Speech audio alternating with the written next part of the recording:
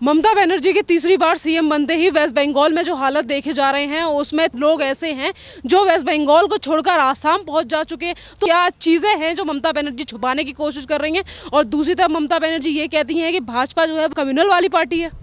1947 से 2021 में आ गए हैं हम। आज भी बंगाल के हालात बदले नहीं हैं, सुधरे नहीं हैं। ये देश या तो अपने आप को जानबूझकर चीज़ों से अंधेरे में रखने की कोशिश करता है, या फिर ये है कि वो जानते हुए भी अनजान बनने की कोशिश करते हैं।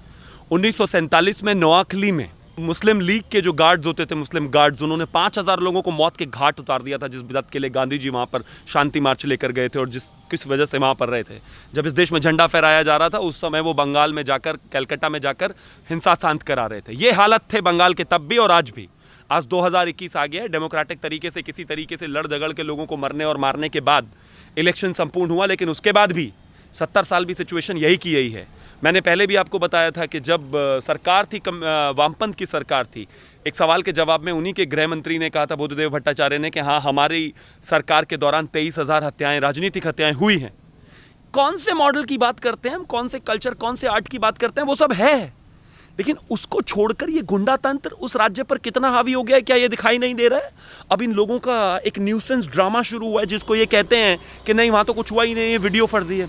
वीडियो फर्जी है, ऑडियो फर्जी है। हरा गुलाल लगाकर जो लोगों को अंदर घुसकर घर में मारा जा रहा है वो फर्जी है। खेला होबे के गीत पर डांस करते हुए 100 लोग घुस रहे हैं और उसको मार रहे हैं, वो फर्जी है। बीजेपी के मंडल स्तर के जो अधिकारी हैं वो गाड़ियों में बैठ बैठ कर रो रहे हैं और वीडियो बना रहे हैं और कह रहे हैं कि हमें मार दिया जाएगा, घर परिवार को हमारे रेप कर देंगे, मार देंगे, ये फर्जी है। वहाँ पर हजारों लोग खड़े हुए हैं बॉर्डर पर असम के, और असम में जाकर चले गए। हेमंत बिश्व शर्मा ने एक बयान दिया है, वो फर्जी है। कितनी चीजें फर्जी हैं। आपने एक गुंडा तंत्र को 1947 से आज तक जगह दी है, और आप भी आज 2021 में भी उसी को जगह देते आ रहे हैं। अगर इस चीज को कंडेम नहीं करते हैं, अगर इस चीज को कुछ नहीं कहते हैं, तो अपने आप को इंटेलेक्चुअल, अपने आप को ज्ञानी कहना बंद कर दीजिए, क्योंकि जहां शिक्षा है वहां ये नहीं चल सकता, और जहां शिक्षा नहीं है वहीं ये गुंडागर्दी, बदतमीजी, मारा पीटी, महिलाओं के रेप, गैंग रेप हो सकते हैं। अगर थोड़ी सी भी शर्म लोगों में होगी तो इसको उठाकर जरूर सवाल पूछेंगे। और ये जो सैडिस्टिक प्लेजर आसपास लोग कर रहे हैं ना, जैसे कि मैं देख रहा हूं कि तमाम सोशल मीडिया टाइमलाइंस पे समाजवादी और बीएसपी और कांग्रेस, इनके कार्यकर्ता भी यही कर रहे हैं, तो चिंता मत कीजिए। 47 में भी जिस मुस्लिम गार्ड्स ने लोगों को जिस तरह से काटा था, यहां पर यही होगा, यही हालात होंगे। आज 3 से 70 भारतीय जनता पार्टी 77 पर पहुंची है। भारतीय जनता पार्टी का कार्यकर्ता ये मरने के लिए है क्या इस देश के लिए? 1951 से लेने के बाद तक आज 2021-19 तक आते आते हमने 370 हटाया। जनसंघ के संस्थापक सदस्य श्यामा प्रसाद मुखर्जी, जनसंघ के उस समय के अध्यक्ष श्यामा प्रसाद मुखर्जी ने अपनी जान दे दी। कश्मीर में 5 लाख कश्मीरियों ने अपनी जान दे दी। 370 हटाने के बाद, राम मंदिर बनाने के बाद, ये सब तमाम चीजें करने के बाद आज भी का भारतीय जनता पार्टी का कार्यकर्ता ही मरे। आज भी के भारतीय जनता पार्टी का कार्यकर्ता ही मरे। क्या था जब कार सेवकों पर गोली चलाई गई थी? चलाने वाले तो समाजवादी के लोग थे, बाकी कौन थे? मुझे यह समझ में नहीं आता कि अगर इस देश के लिए सारी कुर्बानियां देनी है तो उन्हीं को क्यों देनी है? और एक तमाम तरह का सोशल मीडिया पर एक हंगामा बनाने की कोशिश की जा रही है, क्रिएट किया जा रहा है कि हमने आपको 303, 302 इसलिए नहीं दिया कि आप धरना करें। किस लिए दिया है आपने 302? क्या 302 का कोई असर उठता है उसमें? वहां पर आपने 70 दिए हैं। 270 दी होती या 200 दी होती तो पता चलता आपको। एक चीज मुझे बताइए, अगर उत्तर प्रदेश या झारखंड में या छत्तीसगढ़ में कोई एक दूसरे को मार के जान से मार दे, उसके लिए भी यही कहोगे क्या कि हमने 302 आपको इसलिए नहीं दी क्या कि आप कुछ करें नहीं, आप बैठ जाएं? राज्य सरकारें किस लिए तनते हो? जब मुख्यमंत्री बैठकर इस तरह की भाषा और इस तरह की बातों का इस्तेमाल करेगी तो ये तो होना ही है। सारी दुनिया जानती है और पूरा देश जानता है कि केंद्र सरकार की जो शक्तियां हैं वो किस तरह की हैं। आप कहते हो कि बार बार सोशल मीडिया पे एक अलग तरह का ड्रामा चल रहा है, कहते हैं कि नहीं, राष्ट्रपति शासन लगा दीजिए। राष्ट्रपति शासन इसलिए ताकि आपके जो आसपास ये नोचने वाले, खून नोचने वाले बैठे हैं, ये कहते कहते यूनाइटेड नेशंस पहुंच जाएं कि ये देखिए हिंदुस्तान में लोकतंत्र नहीं बचा। यही चाहते हैं। 3 में थे तब भी लड़े थे, 377 हैं तब भी लड़ रहे हैं, आगे भी लड़ेंगे।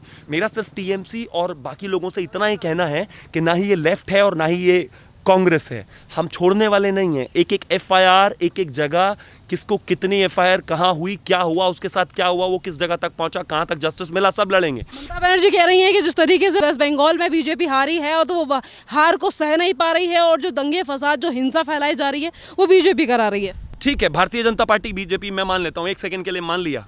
ममता बनर्जी के लिए एक सेकंड के लिए मान लिया कि भारतीय जनता पार्टी जो है दंगा फैला रही है। आप क्या कर रही हैं मैडम?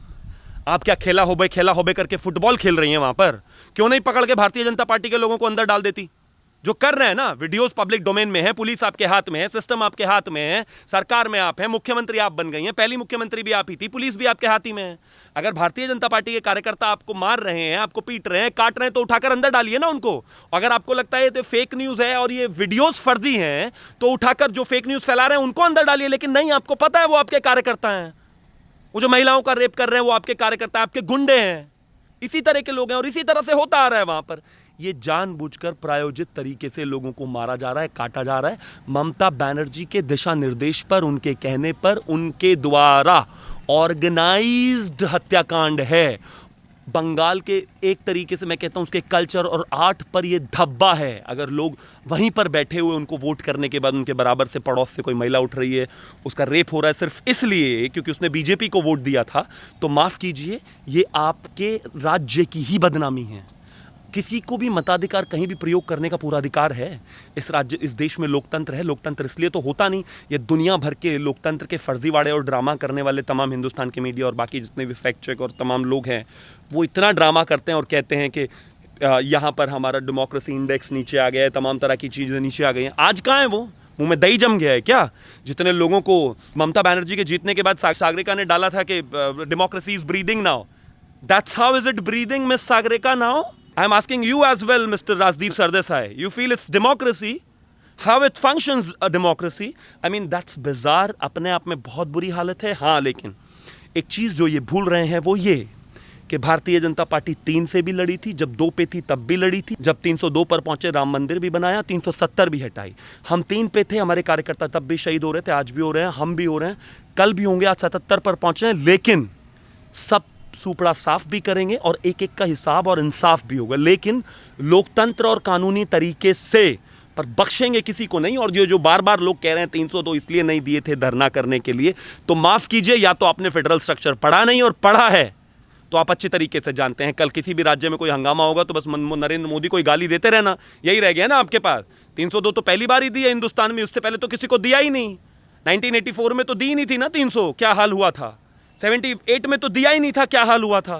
तो मुझे सिर्फ इतना कहना है कि क्रिटिसाइज करना बहुत आसान है, लेकिन एक फेडरल स्ट्रक्चर में है तो जो चीफ मिनिस्टर जिम्मेदार है उसको ट्रोल कीजिए, उसके पीछे जाइए, जवाब मांगिए उनसे पूछिए कि ये क्या हो रहा है। सर, अभी आपने जवाब का नाम लिया, तो वहीं वेस्ट बंगाल के राज्यपाल जगदीप धनखेड़े ने भी ममता बनर्जी से सारी चीज़ें कही हैं कि व्यवस्था आप संभालोगे, और खबरें ये भी आ रही हैं कि आपातकाल लगाने की भी बातें कही गई हैं और राज्यपाल की तरफ से। इस देश में व्यक्ति के मरने से ज़्यादा बड़ी कोई बात नहीं है। अगर ह्यूमन काइंड पर इस तरीके से हिटलर शाही की जाएगी एक महिला मुख्यमंत्री के द्वारा, तो माफ़ कीजिए, जो ज़रूरत होगी, जो बन पड़ेगा, केंद्र सरकार करेगी ही, पीछे नहीं हटेगी इस बात से। लेकिन ऐसे लोगों की भी जिम्मेदारी है। धनखड़ साहब ने जो कहा वो बिल्कुल सही कहा, कहीं ना कहीं जिम्मेदारी तय करनी पड़ेगी। ये जो स्टेट की जो सरकारें हैं, ये क्या करने के लिए हैं मुझे बताइए? लॉ एंड ऑर्डर पर इनके बस की नहीं, ऑक्सीजन इनके बस की नहीं, हॉस्पिटल इनके बस की नहीं, हेल्थ इनके बस की नहीं, सड़कें इनके बस की नहीं, करप्शन रोकना इनके बस की नहीं, क्या बस की है? बस 100 करोड़ रुपए की उगाही करना क्या?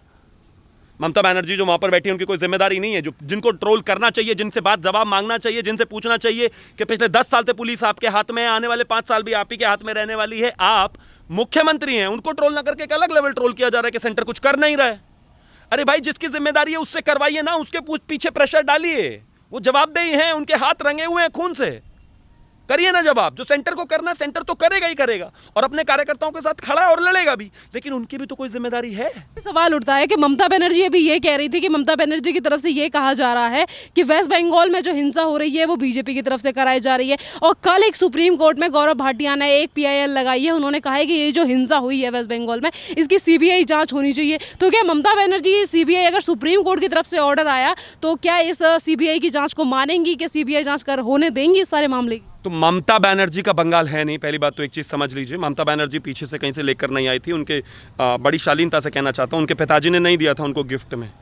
ये UK में नहीं है हम कि ठीक है एलिजाबेथ को किसी ने वो गिफ्ट कर दिया वो देश और वो राज्य, तो वो उनका हो गया। ममता बनर्जी की बपौती नहीं है बंगाल। और जहाँ तक बात, वो ये देश एक फेडरल स्ट्रक्चर है। अगर वहाँ पर कोई परेशानी होती है और सुप्रीम कोर्ट को अगर लगता है कि जो हिंसाएँ हो रही हैं, जो लोगों को मारा जा रहा है, वो सिर्फ पूरे प्लानिंग और ऑर्केस्ट्रेटेड तरीके से मारा जा रहा है, और सुप्रीम कोर्ट कोई प्रोब ऑर्डर करता हो, तो चाहे ममता बनर्जी हो, चाहे अभिषेक बनर्जी हो, चाहे कोई भी हो, चाहे TMC हो, चाहे पूरे टीएमसी के गुंडों की फौज हो, और चाहे जितनी भी देश में विपक्षी नेता जो हैं, जो उनके उस पर खुश हैं, जिनके खुद की जमानतें जब्त हुई पड़ी हैं, अगर वो भी उनके साथ जाकर खड़े हो जाएंगे तो इस देश में कानून का राज रहेगा, कानून फंक्शन करेगा।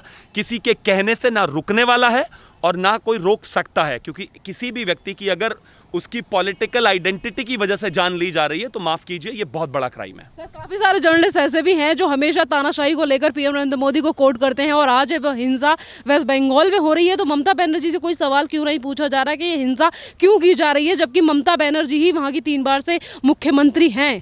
बिके हुए चिंटू चाटुकारों से अगर आप उम्मीद करते हैं ईमानदारी की, तो वो नहीं हो सकती। जिनको आंखें अंधी हो जाती हैं, जो तबरेज़ पर और फरहान पर इतने हंगामे करते हैं, ड्रामे करते हैं, यूनाइटेड नेशंस तक पहुंच जाते हैं और सेलेक्टिवली पिछले कुछ दिनों से बेहद चुप हैं, उनके लिए सिर्फ इतना ही है कि चिंता मत कीजिए, यह आग जलते जलते आपके यहाँ तक भी आ जाएगी, क्योंकि जिसके मुँह एक बार खून लग गया वो इस हिंसा को करेगा। 2005, 6, 7, 2011 तक ममता बनर्जी इस हिंसा की खुद की विक्टिम थी। ममता बनर्जी को उठाकर बालों से पकड़कर लेफ्ट की सरकार ने खींच के साइड में फेंक दिया था, बिल्डिंग से निकालकर, सचिवालय से निकालकर। वो खुद इसकी हिंसा की हिस्सेदार थी, लेकिन 2011 में जब वो सिस्टम पर बैठी, सबसे पहले उन्होंने भी वही किया जो बाकी सब कर रहे थे। तो वहाँ के कल्चर में ये घुसा हुआ है। इसको अगर निकालने की ज़रूरत है तो थोड़ा पेशेंट होना पड़ेगा, लड़ना पड़ेगा, लेकिन हम छोड़ेंगे नहीं, लड़ेंगे ज़रूर। सर, एक और सवाल के एक तरफ तो जैसे कि वहाँ पर जिस तरीके से एक विशेष समुदाय की तरफ से लोगों को टारगेट किया जा रहा है, उन लोगों को भी टारगेट किया जा रहा है जो भाजपा से संपर्क रखते हैं, भाजपा के कार्यकर्ता हैं, पर उन लोगों की क्या गलती है जो सेंट्रल एजेंसीज में है, उनको क्यों मारा जा रहा है, हमारे जवानों के ऊपर हमला क्यों किया जा रहा है जो छुट्टी के लिए अपने घर गए हैं? इसे पॉलराइजेशन का दूसरा फॉर्म कहा जाता है। वहाँ पर 31% मुस्लिम आबादी है, उन्होंने एक तरफा सब चीज़ें छोड़कर ममता बनर्जी को वोट दिया है। चिंता मत कीजिए, आने वाले समय में देखते रहिए, ममता बनर्जी उनसे प्रेशर में भी आएंगी, उनको चीज़ें भी ऑफर करी जाएंगी, इसी तरीके से वहाँ पर हिंदू को काटा भी जाएगा और तमाम तरीके से जो भी बेस्ट पॉसिबल होगा उनको प्लीज़ करने के लिए दिया भी जाएगा, क्योंकि वो बहुत अच्छी तरीके से जानती हैं 30% मुस्लिम ने एक तरफा उनको वोट दिया है, तो जाहिर है उनको तो प्लीज़ करना पड़ेगा। ये पॉलराइजेशन है, वो बहुत अच्छी तरीके से समझती है। तो अगर इस पूरे देश में कोई ज़रा सा भी नाइत्तेफाकी रखता है इस बारे में कि वो तो हिंदू है लेकिन किसी एंटी हिंदू पार्टी के साथ जुड़ा हुआ है, तो उसका कुछ नहीं होगा। आप कार्यकर्ता ममता बनर्जी के हों, आप कार्यकर्ता अखिलेश यादव के हों, आप कार्यकर्ता कांग्रेस के हों, लेकिन बात जब कटने की आएगी तो आपको भी बराबर उसी तरीके से काटा जाएगा जिस तरह से भारतीय जनता पार्टी के कार्यकर्ता को काटा जा रहा है, क्योंकि वो आपकी आइडियोलॉजी, आपके आदर्श, आपके सनातन से कोई इत्तेफाक नहीं रखते। उनके लिए जो वोट बैंक कल था वही आज है और वही कल भी रहने वाला है। धन्यवाद सर।